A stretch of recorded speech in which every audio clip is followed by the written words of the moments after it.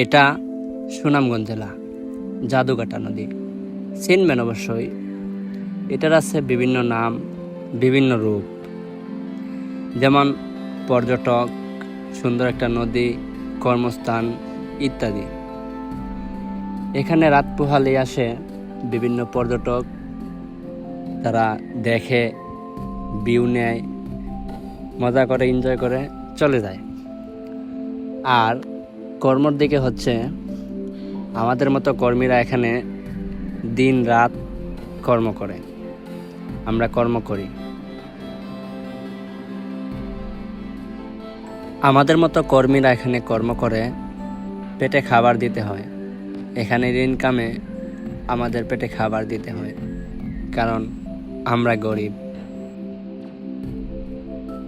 পরে যদি আসে আমার কথায়, আমার কেন হইল এই হাল, তো শোনেন। বাপের পকেটে মারতাম টাকা, মায়ে তুলতো পিঠের চাল। অল্প বয়সে টাকা চিনা লাইছিলাম, তাই আজকে এই হাল। কথায় আছে না, অল্প বয়সে পাকিলে দুঃখ থাকে চিরকাল।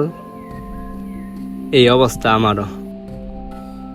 আর আমারটা হচ্ছে লেখাপড়া করনি, এখন কামলা দিয়া খাও চিরকাল।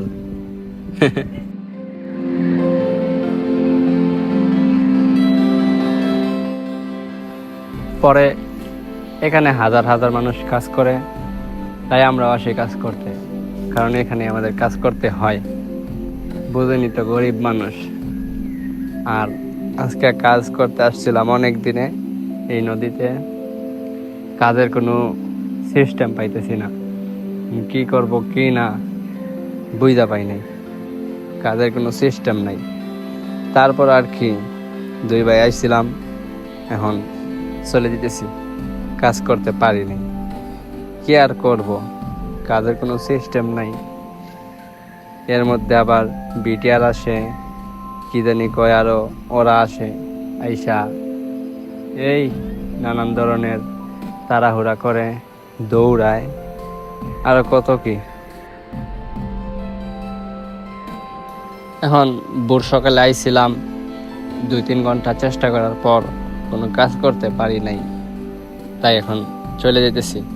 কিছু মানুষ কাজ করছে, কিছু মানুষ করে নাই, আমরা করতে পারি নাই, এই কারণে চলে যেতেছি। আর আমাদের জাদুঘাটা নদীতে বিন্নাকুলি গ্রামের দিক দিয়া একটা ব্রিজ, এটা আজ 5 বছর যাবৎ হইতো এখনো হয় নাই।